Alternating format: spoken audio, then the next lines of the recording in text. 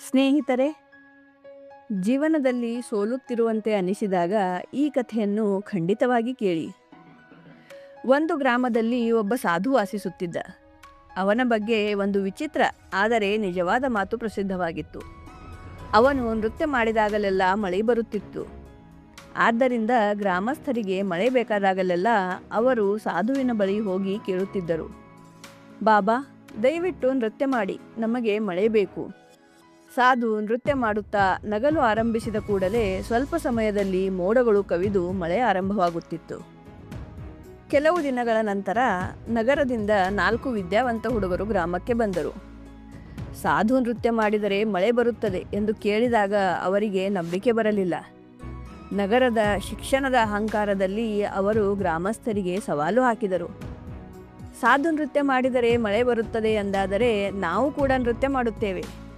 ನಾವು ನೃತ್ಯ ಮಾಡಿದಾಗ ಮಳೆ ಬರದಿದ್ದರೆ ಸಾಧು ನೃತ್ಯ ಮಾಡಿದಾಗಲೂ ಮಳೆ ಬರುವುದಿಲ್ಲ. ಮುಂದಿನ ಬೆಳಗ್ಗೆ ಗ್ರಾಮಸ್ಥರು ಆ 4 ಹುಡುಗರನ್ನು ಸಾಧುವಿನ ಕುಟೀರಕ್ಕೆ ಕರೆದುಕೊಂಡು ಹೋದರು. ಅವರು ಸಂಪೂರ್ಣ ವಿಷಯವನ್ನು ಸಾಧುವಿಗೆ ತಿಳಿಸಿದರು. ಸಾಧು ನಗುತ್ತಾ ಹೇಳಿದರು, ಸರಿ, ಮೊದಲು ನೀವು ಪ್ರಯತ್ನ ಮಾಡಿ. ಮೊದಲ ಹುಡುಗ ನೃತ್ಯ ಆರಂಭಿಸಿದ. ಅರ್ಧ ಗಂಟೆ ಕಳೆದರೂ ಮೋಡಗಳು ಬರಲಿಲ್ಲ. ಅವನು ದನಿದು ಕುಳಿತನು. ಎರಡನೇ ಹುಡುಗ ನೃತ್ಯ ಆರಂಭಿಸಿದ. 1 ಗಂಟೆ ಕಳೆದರೂ ಆಕಾಶ ಸ್ವಚ್ಛವಾಗಿತ್ತು. ಅವನು ಕೂಡ ದನಿದು ಕುಳಿತನು. ನಂತರ 3ನೇ ಮತ್ತು 4ನೇ ಹುಡುಗರು ಪ್ರಯತ್ನಿಸಿದರು. ಆದರೆ ಮಳೆ ಬರಲಿಲ್ಲ.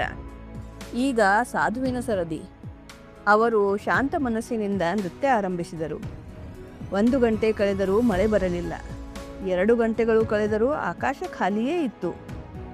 4 ಗಂಟೆಗಳಾದರೂ ಏನೂ ಆಗಲಿಲ್ಲ. ಆದರೂ ಸಾಧು ತನ್ನ ನೃತ್ಯ ನಿಲ್ಲಿಸಲಿಲ್ಲ. ನಿಧಾನವಾಗಿ ಸಂಜೆ ಆಗತೊಡಗಿತು. ಅಕಸ್ಮಾತ್ ಮೋಡಗಳ ಗುಡುಗು ಕೇಳಿಸಿತು. ಕೆಲವೇ ಕ್ಷಣಗಳಲ್ಲಿ ಭಾರೀ ಮಳೆ ಆರಂಭವಾಯಿತು. ಆ 4 ಹುಡುಗರು ಆಶ್ಚರ್ಯದಿಂದ ನಿಂತರು. ಅವರು ಸಾಧುವಿನ ಪಾದಗಳಿಗೆ ಬಿದ್ದು ಕ್ಷಮೆ ಕೇಳಿದರು. ಅನಂತರ ಆ ಹುಡುಗರು ಸಾಧುವಿಗೆ ಕೇಳಿದರು, ಬಾಬಾ, ನಾವು ನೃತ್ಯ ಮಾಡಿದಾಗ ಮಳೆ ಏಕೆ ಬರಲಿಲ್ಲ? ನೀವು ನೃತ್ಯ ಮಾಡಿದಾಗ ಹೇಗೆ ಬಂತು? ಸಾಧು ನಗುತ್ತಾ ಹೇಳಿದರು, ನಾನು ನೃತ್ಯ ಮಾಡುವಾಗ 2 ವಿಷಯಗಳನ್ನು ಗಮನದಲ್ಲಿಟ್ಟುಕೊಳ್ಳುತ್ತೇನೆ. ಮೊದಲನೆಯದು, ನಾನು ನೃತ್ಯ ಮಾಡಿದರೆ ಮಳೆ ಖಂಡಿತವಾಗಿಯೂ ಬರುತ್ತದೆ ಎಂಬ ಪೂರ್ಣ ನಂಬಿಕೆ ನನಗಿರುತ್ತದೆ. ಎರಡನೆಯದೆಂದರೆ ಮಳೆ ಬರುವವರೆಗೂ ನಾನು ನೃತ್ಯ ಮಾಡುತ್ತಲೇ ಇರುತ್ತೇನೆ. ಸಾಧು ಮುಂದುವರೆದು ಹೇಳಿದರು, ಯಶಸ್ಸು ಪಡೆಯುವ ಜನರಲ್ಲಿ ಇದೇ ಗುಣ ಇರುತ್ತದೆ.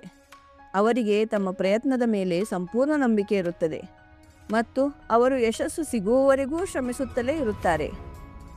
ಆದ್ದರಿಂದ ಜೀವನದಲ್ಲಿ ಯಶಸ್ಸು ಬೇಕಾದರೆ ನಾವು ಕೂಡ ಆ ಸಾಧುವಿನಂತೆ ನಂಬಿಕೆ ಮತ್ತು ನಿರಂತರ ಪ್ರಯತ್ನದೊಂದಿಗೆ ನಮ್ಮ ಗುರಿಯನ್ನು ಸಾಧಿಸಬೇಕು.